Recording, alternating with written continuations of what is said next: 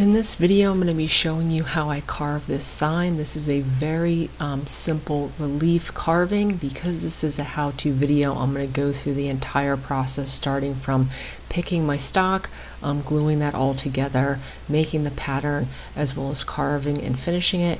If you're not interested in the beginning portion of this, you can skip ahead to around the 5-minute mark, which is where the carving actually starts. So this is, like I said, going to be a simple relief carving, unlike the video I released a couple weeks ago where the background was carved, so the letters looked raised. This is the opposite. The background's not being touched. The letters are going to be carved into. So it's a little bit of a different process, gives you a different look. The lumber I'm starting with is 1x6 cedar. I get this stuff at Lowe's. You can get it at Home Depot. As far as dimensional lumber is concerned, this is usually used for exterior work like decks. It's actually a pretty decent grade of lumber. I can take it to the radial arm saw, cut it down to rough width, trim off one of the edges. You can see I'm doing that here just so I can get it pretty flat. This material doesn't have to be jointed because if you pick out your boards properly, like I said, the cedar's already pretty nice material, and then I could go ahead and glue it all together. So like I said, my widths are oversized. To join this, I'm making making grooves, and then I'm using this spline material essentially as a floating tongue in between those grooves, just as a little extra reinforcement when gluing this stuff together. Whenever I do something with that involves exterior work, something that's going to be outside, I always overbuild it a little bit more than I usually do, because you're competing with the sun, which is essentially going to be UV rays that will break down the wood. You're also competing with water, which will rot things and make everything deteriorate a little bit faster.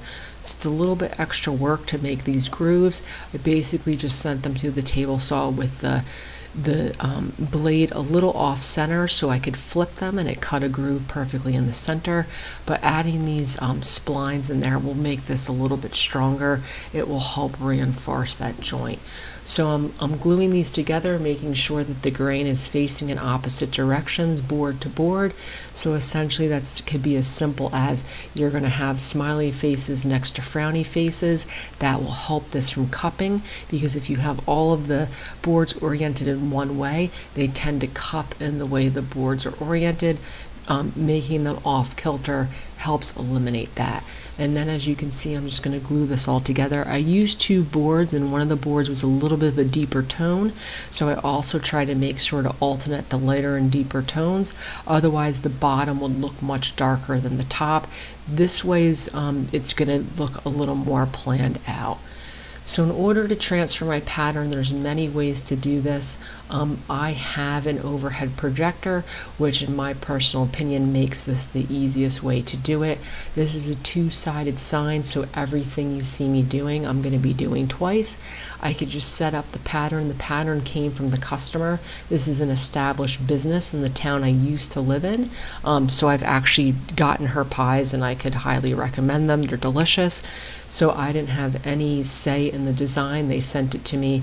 I had all the say in how it was built, but the font is actually her own font, and then the pie design is her logo.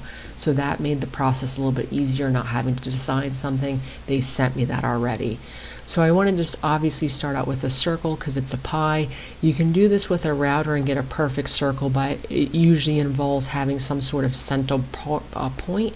I didn't want to put any marks in the surface of this, so I just went through with the circular saw, as you can see, and I just roughed out the rounded part. It didn't have to be perfect because I was going to be carving all the crust. Now, when I originally was approached with this project, I made them a couple blanks on the laser. I have a laser in the shop, and it was very easy to mass produce these blanks really quickly with that laser, so they could get a couple ideas of what it would look like. Making a maquette like that also makes the final process of carving a little bit easier.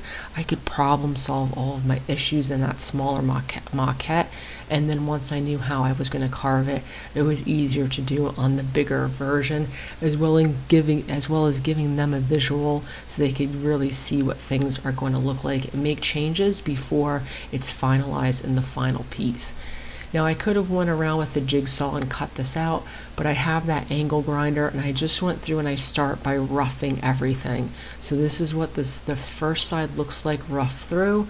I rough through all the crust. The inner area I'm making a little bit of a chamfer to kind of designate between where the crust meets the pie, and then I did my first layer of lettering. You can see I'm using a die grinder as well as essentially a fancy rotary tool, which is a fancy Dremel, and I have 1/4" bit die grinder bits in the rotary tool, and I have bigger bits, 1/8" bits in the rotary tool, 1/4" bits in the die grinder, and I basically use just that straight shank bit as well as the dovetail bit to do almost this entire thing. So what I like to do is I'm doing this in multiple layers, especially with lettering, and cedar is a softer wood. It's really easy to flake off bits of these letters, so I do it in multiple layers. I'm kind of demonstrating the angle at which I'm holding this bit, and I'm basically going to create a 45-degree angle away from the lettering and almost a straight edge. So you can see I have this held at a slight angle, and it will help me get the dimension I need. So on the side I haven't done yet, like I said, I just went through and made a really deep chamfer with that straight bit to just start making a designation between where the pie ends and the crust begins. So this isn't really an undercut, but it's going to kind of look like an undercut. It's going to make it appear as if the crust is thicker than the inner surface of this pie. So that was a pretty simple step to go around the first time. You can see the pie is created in a pattern that almost mimics waves, and then that is how I would do that. So the design had high spots which look like highlights on the top, so that high spot I made sure to draw on here. That would pretty much not be touched until it was almost finished. At this point I'm feathering all the material away from those high spots so that they'll stay high spots. So all I'm doing is I'm taking a rounded over bit there, and I'm just starting to rough out and remove the bulk of the material in between all of those waves. Once I finish that, I can go through and start creating that shape, and basically all I'm doing is removing a triangle bit of material from where the crust meets the pie in the front and the back, and that will create it's almost like an undulating kind of snake shape around the entire surface. So you can see all I'm doing is I'm cutting away those triangles, and it's starting to create this wave-like pattern, which will make that look like high spots on the crust. This is a little bit of a close-up. It's pretty simple. At this point, all I'm doing is I'm focusing on defining my shapes. It's very rough carving. I'm not focusing on smoothing things out. I'm just focusing on creating lines and creating shapes, and then each consecutive process after this will be about defining and refining those initial shapes. And that is basically what that looks like. At this point everything's really rough, but you can see it is starting to take shape.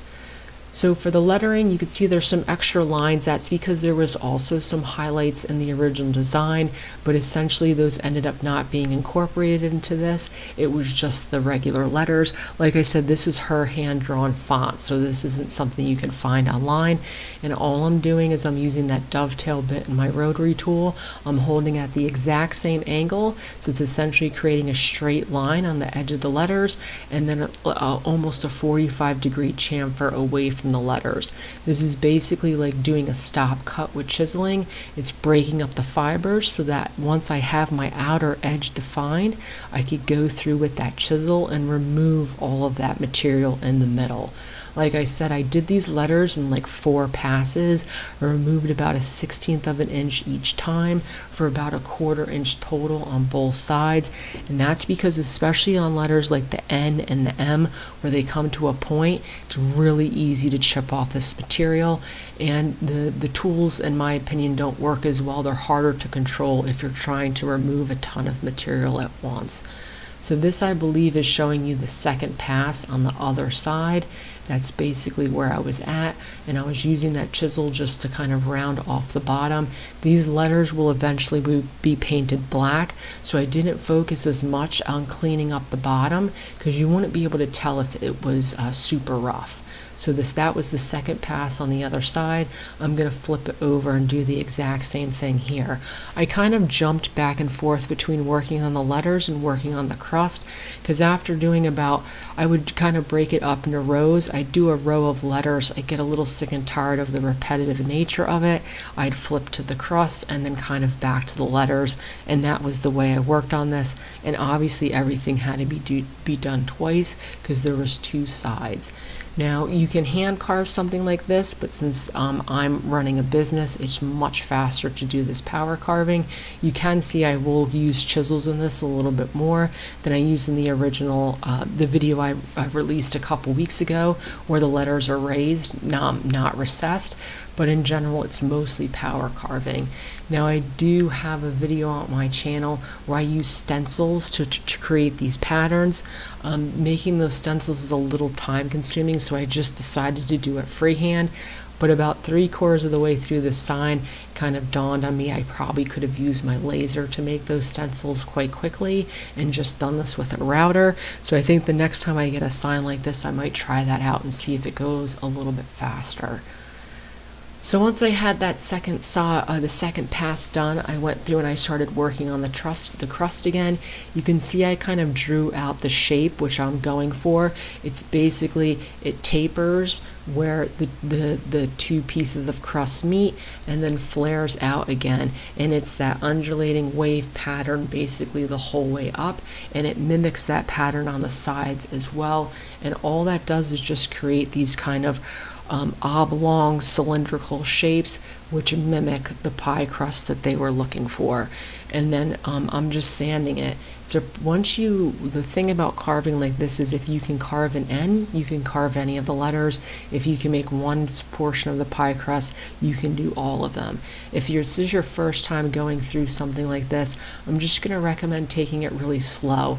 With subtractive carving like this, if you make a mistake, especially this which is going to be clear coated, I can't patch this, there's really no going back. You're going to have to kind of tweak it to make it look like what you want it to look like. So it's much smarter, especially like I said, if you don't have a lot of experience, go really slow. It's smarter to do 10 passes and get it the way you want than do one thick pass and you have to start over. So on my last pass of the letters, it's going to be the exact same process. I'm just basically going a 1/16 of an inch deeper each time. And like I said, these ended up being about a 1/4 inch deep.